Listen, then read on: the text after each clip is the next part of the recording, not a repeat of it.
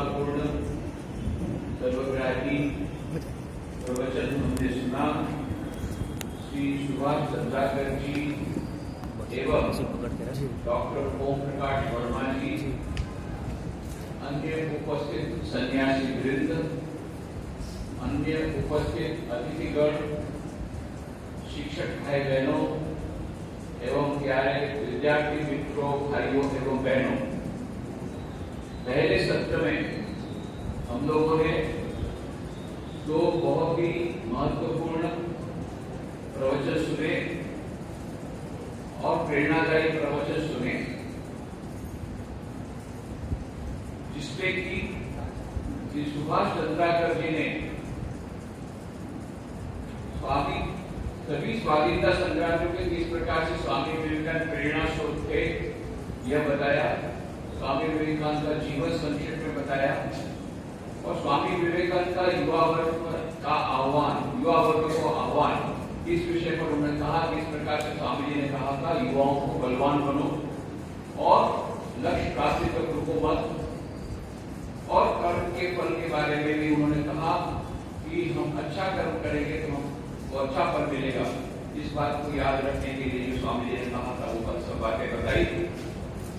Doctor Om Prakash Verma ने किस प्रकार से धर्म की पुनः के लिए श्री रामकृष्ण का आविर्भाव हुआ, उनके साथ श्रीमान शारदा जी में स्वामी विवेकानंद आए, किस प्रकार से स्वामी विवेकानंद जी को श्री रामकृष्ण देव से प्रेरणा मिली और बाद में समस्त भारत का परिभ्रमण करके किस प्रकार से कन्याकुमारी के शिलाखंड पर बैठ करके भारत माता का चिंतन करते हैं और फिर विदेश जाते हैं, विदेश से वापस लौट करके सभी रामकृष्ण मिशन की स्थापना करके शिव ज्ञान से जीव सेवा का उपदेश देते हैं।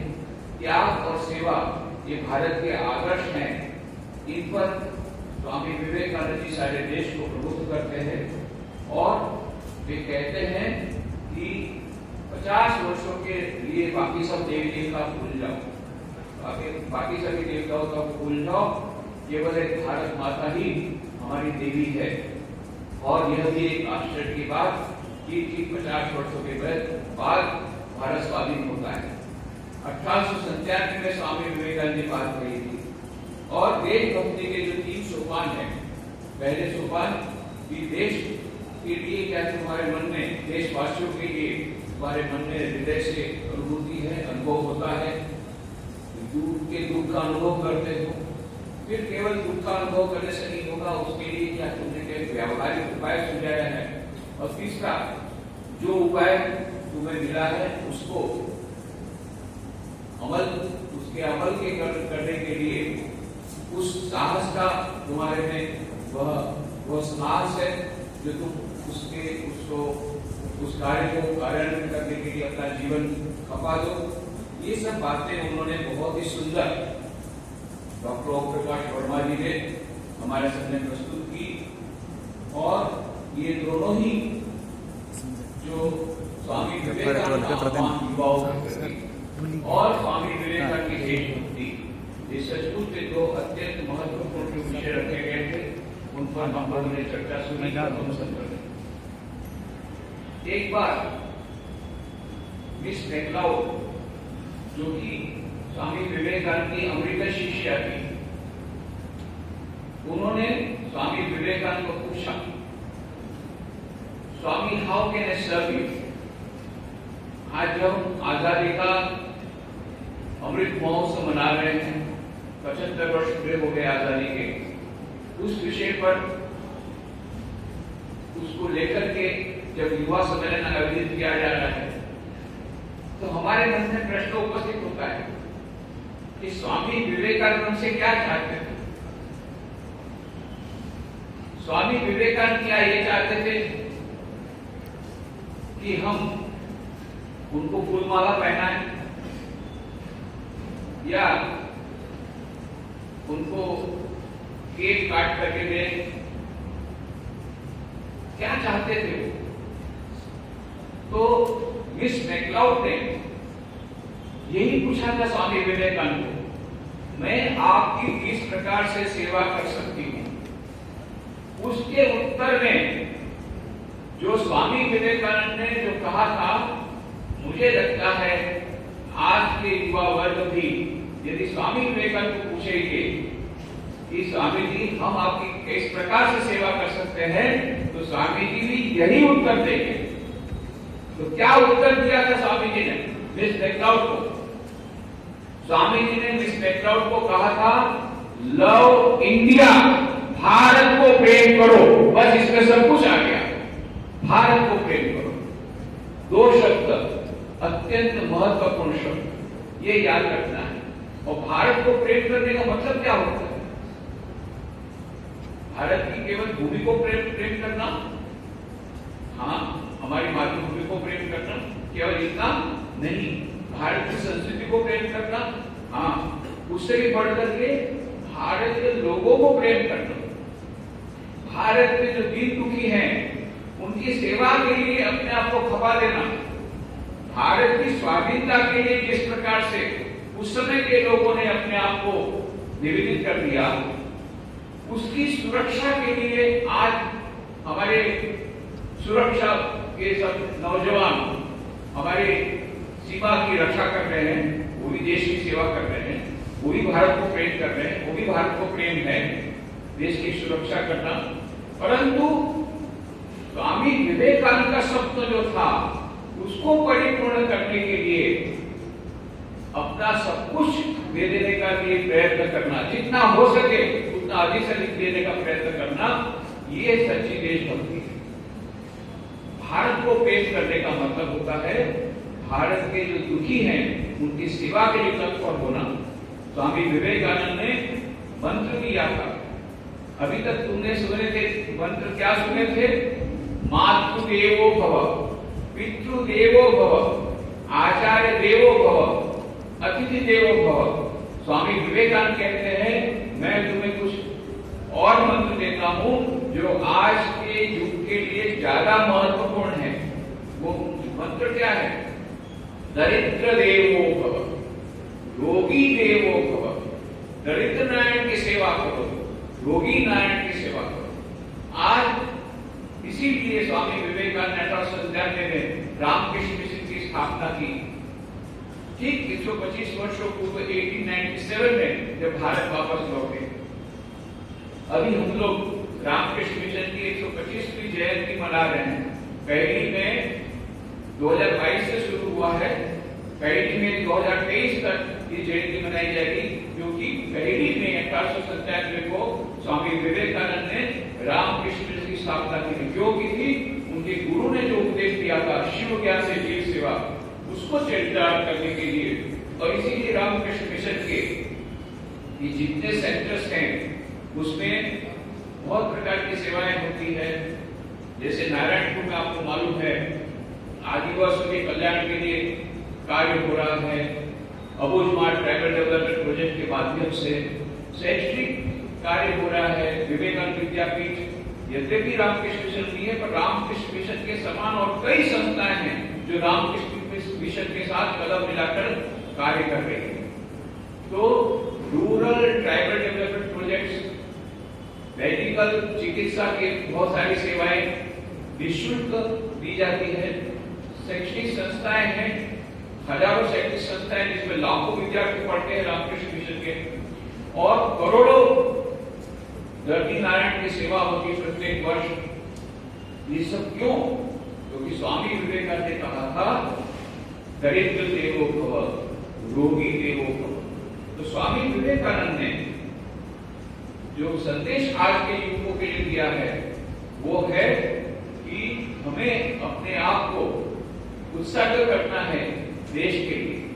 स्वामी विवेकानंद जब वापस लौटे अमेरिका से, तो उन्होंने उनका एक विश्व विजय के समान स्वागत हुआ, क्योंकि स्वामी जी जब शिकागो धर्म सभा में गए थे तब तक तो भारत को अत्यंत हीन माना जाता था, गुलाम तो था ही, असभ्य माना जाता था, सफेदों का देश माना जाता था। और स्वामी विवेकानंद ने छोटा सा प्रवचन दिया और तहलका मच गया। 5 मिनट दिया गया था,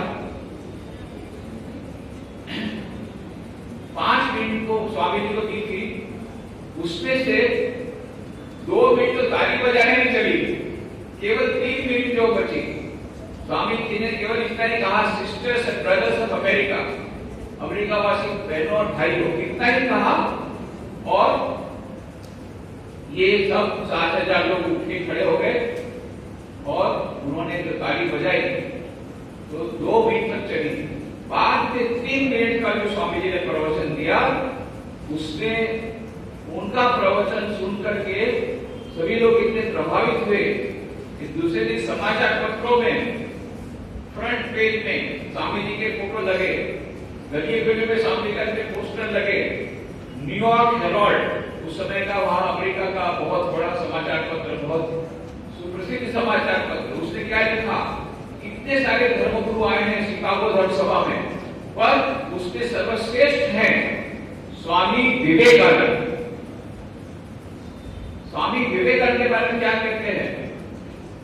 the greatest figure in the world father of religions undoubtedly is Swami Vivekananda. Swami Vivekananda सर्वश्रेष्ठ है। और दूसरा उसने लिखा पत्र में, after listening to him we feel how foolish on our part to send missionaries to India. Their religion is so great, rather we should invite missionaries from India. उनका धर्म तो इतना महान है कि हमको मिशनरी को वहां से लाना चाहिए। सारा चित्र पलट गया, सारे विश्व में भारत के सनातन धर्म का झंडा फहरा दिया स्वामी विवेकानंद ने। इसलिए जब स्वामी विवेकानंद वापस लौटे तो एक विश्व विजय का जैसा स्वागत होता है, असाधु स्वागत। और इस स्वागत के उत्तर में स्वामी जी ने जो प्रवचन किए, अत्यंत प्रेरणादायी प्रवचन, जिनको लेक्चर्स फ्रॉम कोलंबो टू ओल्डो के नाम से जाना जाता है, भारत में दिए हुए व्याख्यान। उसमें स्वामी विवेकानंद जी ने यह मंत्र दिया, उत्तिष्ठत जागृत प्राप्त्यवरान निबोधत, arise, awake and stop not till the goal is reached। उठो, जागो और लक्ष्य प्राप्ति तक रुको मत। और सारा देश जागे। हजारों वर्षों की गुलामी से सड़ा हुआ भारत, सभी लोग जाग गए। और स्वामी विवेकानंद ने क्या कहा था?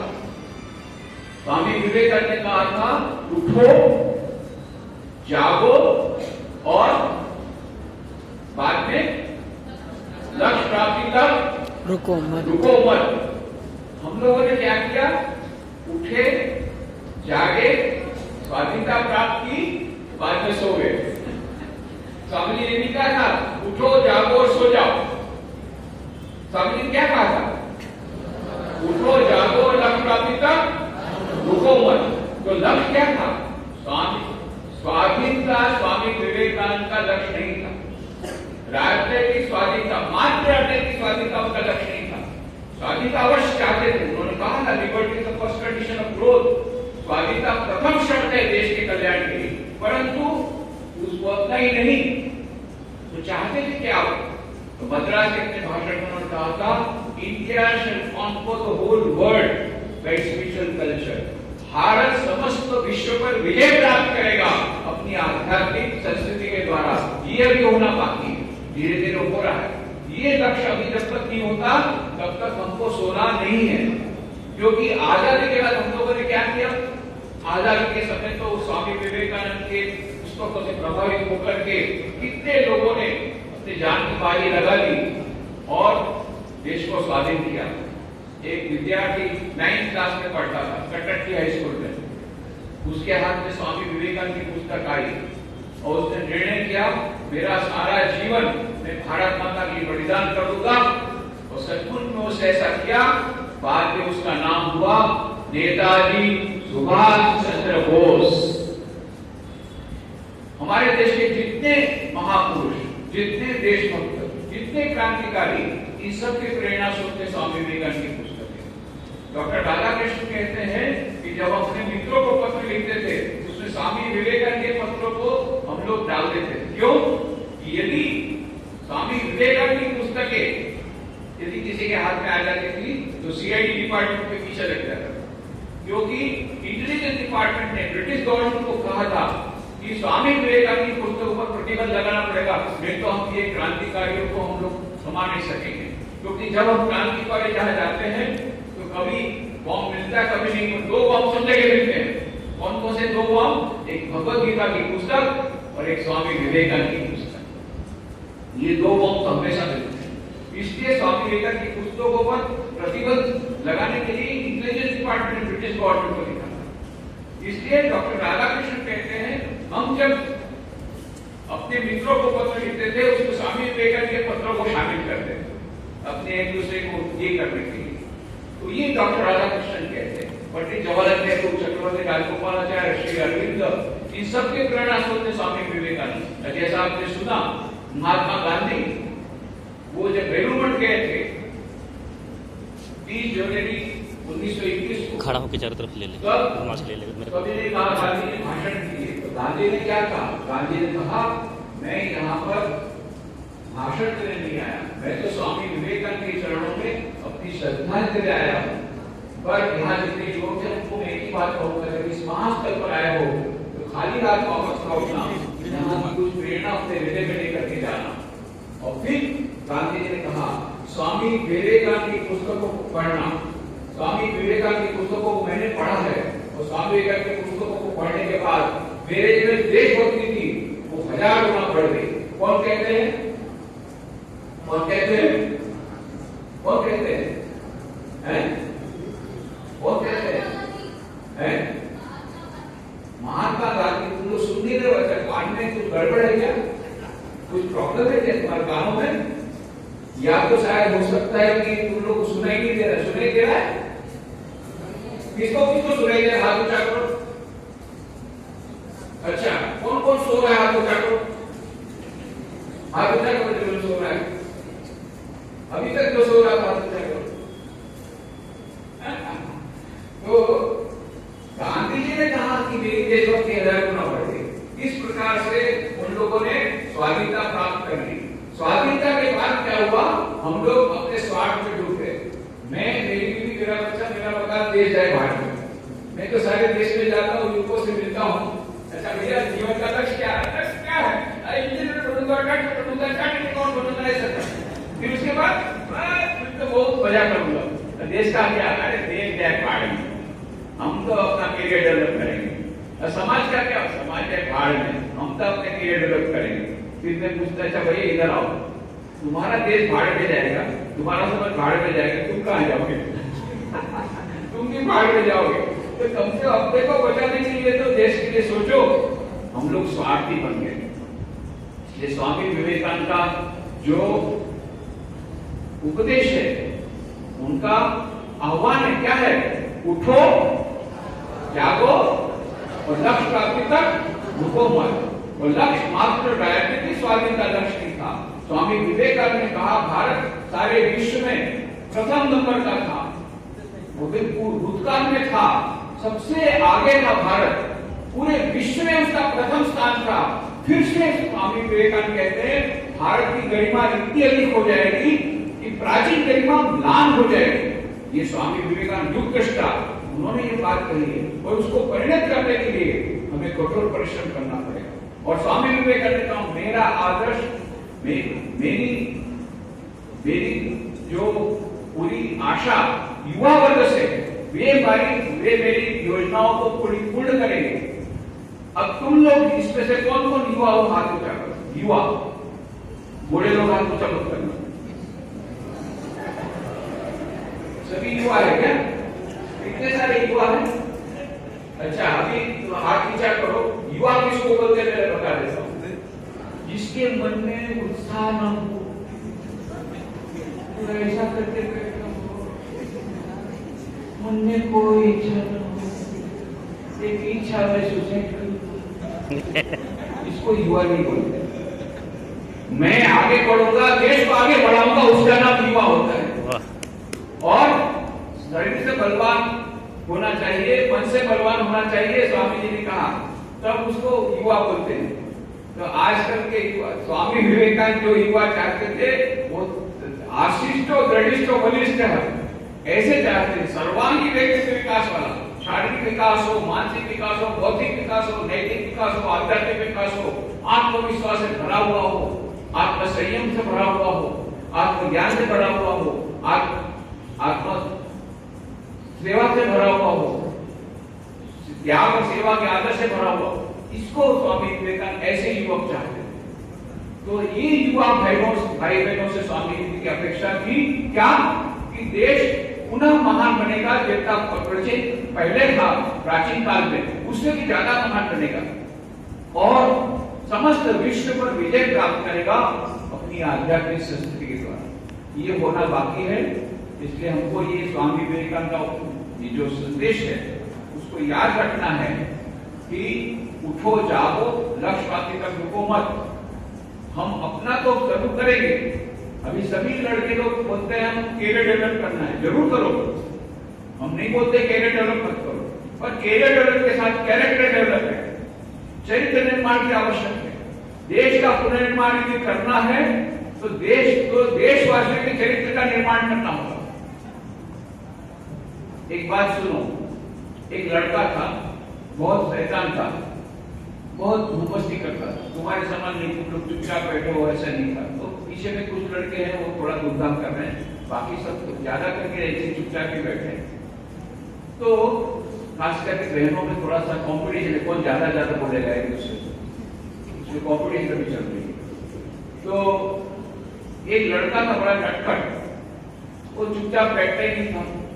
अब पिताजी परेशान हो गए, सुनते ही नहीं कोई बात। अब आज उससे उनको बहुत बात काम करना था, लड़के को बुलाया, इधर आ, देख मेरे को आज बहुत काम है, मैं तुझे काम सौंपता हूँ, जब तक काम नहीं होगा पास के कमरे में जाना, जब तक कार्य समाप्त नहीं होगा मेरे को आना मत, समझ गए? हाँ समझ गया। पिताजी ने सोचा मैं क्या काम, क्योंकि सारा दिन वो अपना व्यस्त रहेगा। तो पिताजी ने क्या किया, भारत का नक्शा किया, उसके छोटे टुकड़े किए। उसको मालूम है लड़के को भूगोल का ज्ञान नहीं है, कहाँ काश्मीर, कहाँ कन्याकुमारी, कहाँ छत्तीसगढ़, कहाँ गुजरात, ये सब ठीक करते करते सारा दिन निकल जाएगा और मेरा भी काम होगा। फेंक किया उसको पास के कमरे में, छोटे छोटे टुकड़े लेकर गया लड़का। 5 मिनट में वापिस आया, है तुझे बोला था काम करके आना, देखा काम किया, अरे एकदम नक्शा बिल्कुल परफेक्ट नक्शा है, काश्मीर, कन्याकुमारी, छत्तीसगढ़, रायपुर, गुजरात, राजकोट सब आप अपनी जगह है। ये कैसे किया? बोले पिताजी मैं तो उसको करने के गया तो मुझे तो कुछ समझ में नहीं आया, तो मैं उसके साथ खेलने लग गया। खेलते खेलते देखा पीछे में एक मनुष्य की छवि है, मैंने मनुष्य का हाथ, पैर, सिर सब ठीक कर दिया। मनुष्य को ठीक कर दिया तो सारा देश अपने आप ठीक हो गया।